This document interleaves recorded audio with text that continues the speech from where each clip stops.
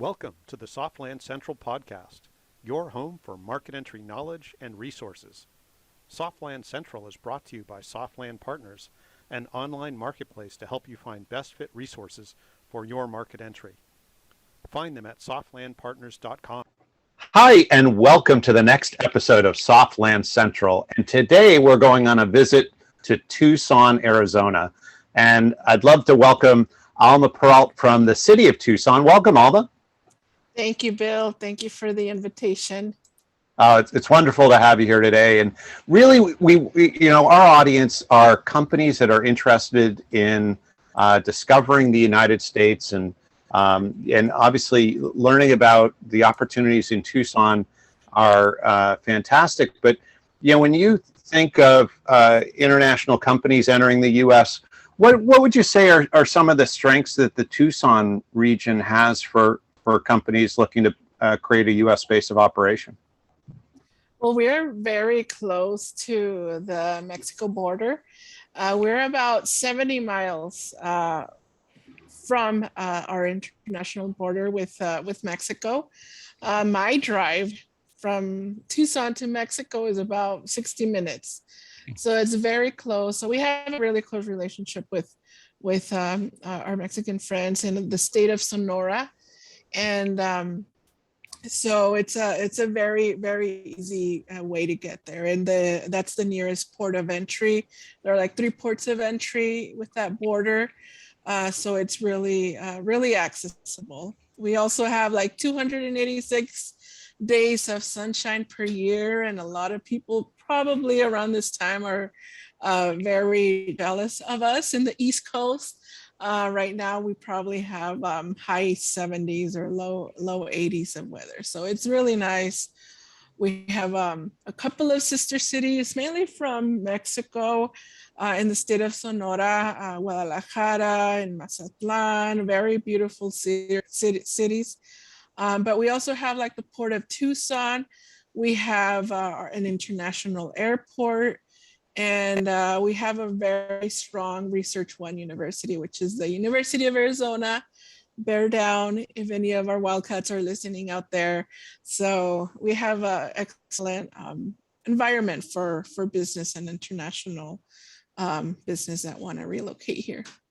Oh, that's great. So, and for those that are listening, one of the attributes or benefits of being near Mexico is a lot of companies use Mexico as a manufacturing location, and then they use a technique that's called a maquiladora, which is essentially taking advantage of foreign or free trade zones to bring materials into the U.S. So the cities that are near the Mexico border have some really unique advantages there, and that's just to translate for our audience to maybe highlight some of the advantages that being near the Mexico border can offer. Yeah, and I'd like to add too, like we have a U.S. consulate right here in Nogales, Sonora. So we have, the consul general who's really an advocate for U.S. businesses in the state of Sonora and with our embassy in Mexico City. So we have a really close relationship with the U.S. consulates and embassies. Oh, that's great.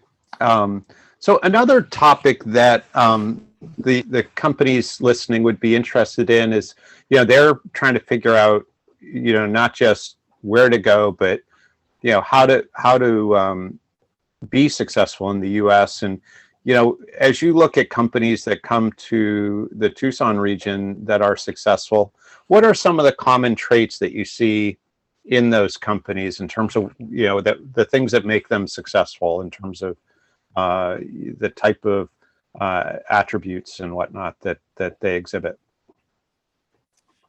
Well, we have companies like we have, for example, like I mentioned that we have the University of Arizona, and they're a really great institution, but they just got a designation, a Softland designation from India, I believe. Mm-hmm.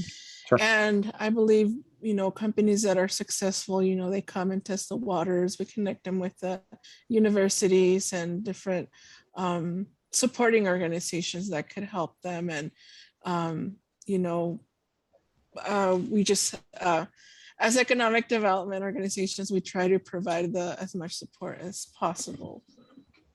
Gotcha. Okay. Well, good. And you know, you just mentioned the support. What types of things does the city of Tucson do to help companies coming into the region?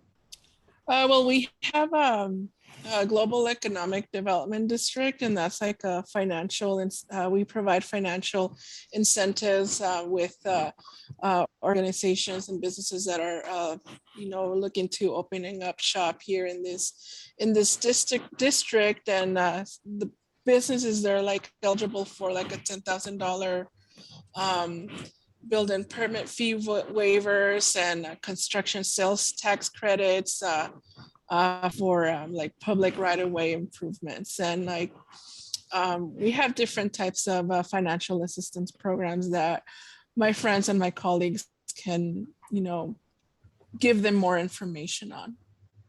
That's great. And are there other programs that the city has? And obviously there's the financial part and the incentives and so on, but are there other programs that the city has to support companies coming in?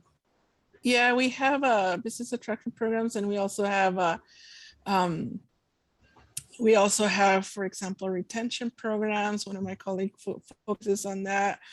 Some of the programs that I'm working on is also like bringing in delegations so that they can see Tucson and meet with key stakeholders here in Tucson. We're working on bringing in a delegation from Israel. We're working with the Arizona Commerce Authority to provide those B2B connections here, and we'll be partnering with the University of Arizona as well. I'm also working on another delegation from Mexico, bringing in the Secretary of Economy and having him bring a delegation of businesses so that they can come and get to know the area and have B2B meetings. And like I said, meet with key stakeholders. Oh, that's great. That's actually, you hit on something that we hear a lot from companies in terms of their biggest success factor, which is, and we hear this number one on pretty much every time we ask it, is their ability to create a strong network when they move into a new place. So the idea that you support them in terms of making good connections is really, really valuable. That's great. Yes. And I guess one last question for you, and that is, you know, besides the work that the city does directly, are there other organizations or programs that that the international community or international founders might want to know about that would help them land successfully? You mentioned the soft landing program now at the University of Arizona. Are there other programs that should be highlighted either by the state of Arizona or within Tucson that would be worth highlighting? Yes, we have the U of A Center for Innovation, like I mentioned. In 2020, they were awarded the soft landing designation by the International Business Innovation Association. But you know, the University of Arizona has other international initiatives. There is like the global U of A Global, and also we work very closely with the Arizona Commerce Authority, and they help with businesses coming in interested in opening in Arizona.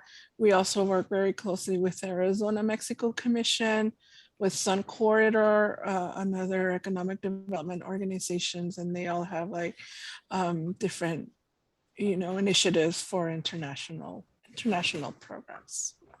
It sounds like you all play quarterback to sort of kind of learn about the company coming in and then help get them the connections they need to prosper Yes. in Tucson. Yeah, fantastic. Yes.